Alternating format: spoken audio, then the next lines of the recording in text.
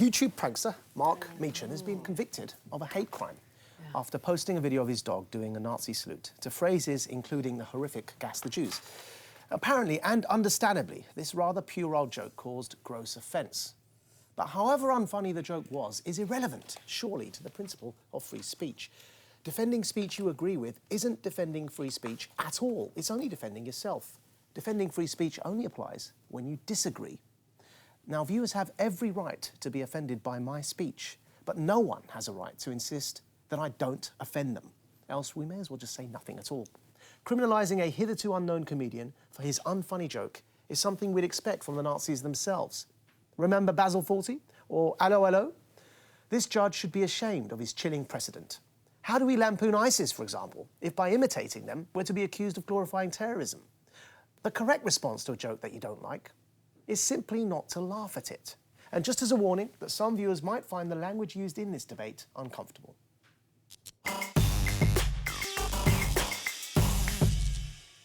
You see, you've got me puzzled here, Maajid, because a couple of weeks ago on this show, I was actually defending free speech, and you were telling me that you made it perfectly clear to me, told me in no uncertain terms that free speech can turn into hate speech. And one of the quotes you said was, you said, language used in newspaper that stokes up anti-Muslim sentiment will create an atmosphere that breeds anti-Muslim violence. Now, if we must not aid the hatred of Muslims, why is it okay to aid the hatred of Jews? I don't know whether you saw this guy. I think it does. I don't know whether you saw. Did you watch this guy's video? Did you look at it?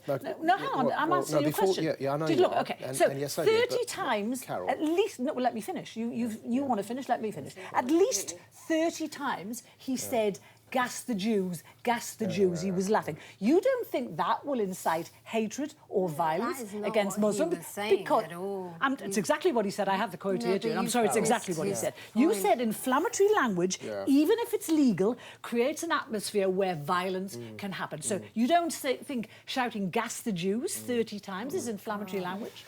Okay, so I honestly don't know where to go with this. Do you think "gas the Jews" is inflammatory language? There's somewhere to go. I've just won an award for challenging anti-Semitism. I write for a Jewish newspaper. I'm actually going to Geneva to receive another award for challenging anti-Semitism by the Jewish community. I don't want to make it about anti-Semitism and my views, because they're quite well known. I do want to make it about the difference between hate speech and comedy, if I may. Because the two examples you're giving, whether it's challenging anti-Muslim bigotry or it's indeed challenging Islamist extremism, which I'm better known for doing, by the way, challenging extremism that comes from my own communities. Hate speech is when you're inciting violence specifically. I don't see it the same as comedy, and that's the debate I think we should be having. Who says it's comedy? Hold on. Let me explain.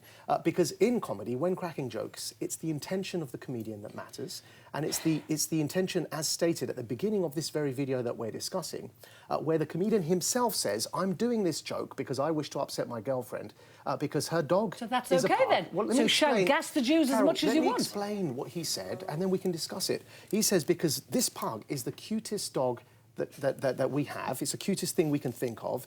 And turning it into a Nazi, the uncutest thing that he says on the video, is something I'm doing as a joke to offend the Nazis and to wind up my girlfriend. Now, during the Nazis, a Hungarian did the same thing.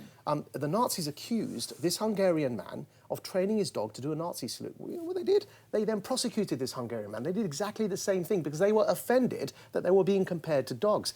And so, actually, with comedy, it comes down to intention and interpretation. And what I'm suggesting... And context. Let me ask you this.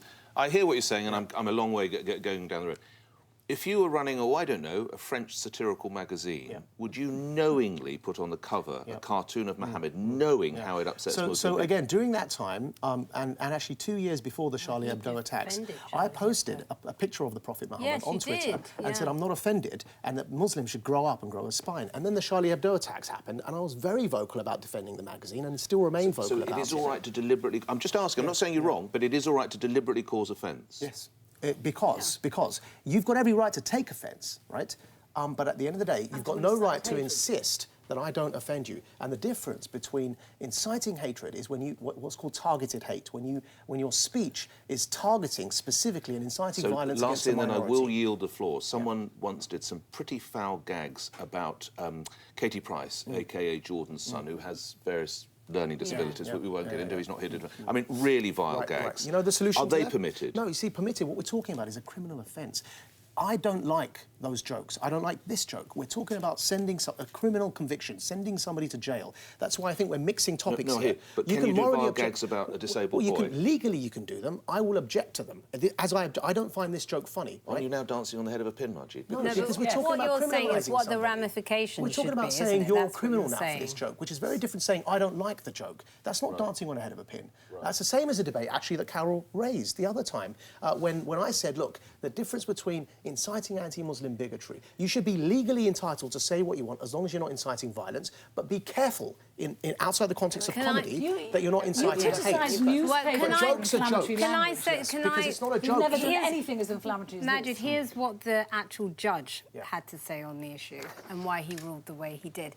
In my view, it is a reasonable conclusion that the video is grossly offensive. The description of the video as humorous is no magic wand. This court has taken the freedom of expression into consideration. But the right to freedom of expression also comes with responsibility. And I have to say, Maajid, when you first raised the topic, I agreed with you, but I hadn't seen the video. And then when I saw the video, I thought at some point we have to draw the line. Well, and you know what? He's not going to do that again, is he? You can't send people to prison for offending us. That's the point. Can we hear what the comedian had to say? And then, Rachel, you can come in. Here's what the comedian himself had to say. I'm not an anti-Semite, and I made this video to off my girlfriend. That is the literal reality of the situation, but if the court wants to completely reject that reality and substitute it with its own, well, unfortunately, that's not up to me. Yeah, now, if I were to be lampooning ISIS, I would be imitating some of their language and some of their slogans. But it's clear, especially if I, at the beginning of the video, say I'm now lampooning them, that I'm actually, it's a comedy sketch, whether you find it funny or not. Use hateful language anyway. Well, of course you can. I tried to write about this last week, and in the end, my newspaper decided not to run my piece because I was saying much what Maajid said. Which not is as well, I would obviously not as well. This is a video that is still on YouTube, that has been viewed 3 million times. I don't think there have been any complaints from it. It's... No users complained. No users have complained. It's a joke not against the Jews, but against the Nazis. Context is all when it comes to telling a joke. And we are now allowing our courts to decide what's funny or not, which essentially means the death of comedy. If this man goes to prison for essentially telling a joke, it's not just the death of comedy, it really means we need a First Amendment in this country. We need to have a law defending free speech. Otherwise, nobody will say anything because they can breach some... They can be accused of hate speech by a judge who doesn't get the joke. It's really serious. Couple of things. Nazis are dogs. Couple of things here. You know, we need to be aware there'll be people from the British Jewish community who are watching now who feel very, very concerned. So we must offer them respect. And you're right, but with the right to free speech comes the responsibility. And this old line, you can shout fire in a crowded cinema, but it's a pretty irresponsible thing to do. So we have the rights, but we have to be responsible how they're discharged. And I would argue that, I'm with June, I think that bloke went too far, much as the one involving Kate. Prison. No. So I think I'm sorry, he is being sentenced next month. If you were in, if you were in a film and a comedy film and you shouted fire in a cinema, and then the comedy film showed the reaction. That's what we're talking about. We're not talking about in real life shouting fire in a cinema where people will get trampled. You see, there was a very good example. I remember a movie came out some years ago which said it was going to lampoon, I think, ISIS fighters or Muslim terrorists. It was called Three Lions. And everybody went raving mad. In fact, I don't know if you've seen it, but it's an absolute comedy about, thank the Lord, how often they are enabled. That is what comedy at its best. That's good comedy, Nick. Yeah, bad comedy shouldn't be criminalised. I just got to say one last thing on this, actually. I said it was a Hungarian that did it to the Nazis. It was actually a Finnish man who did it to the Nazis, just to clarify that. But look, that's when comedy works. And bad comedy shouldn't be criminalised. Whether you find it funny isn't the point. It's about his right to say it. Nobody thinks he should be sent to prison. Or get a criminal record for a bad joke, guys. Come on. You guys keep on saying that this is comedy. You have defined this as comedy. Lots of Jewish people in the current climate will not think this is comedy.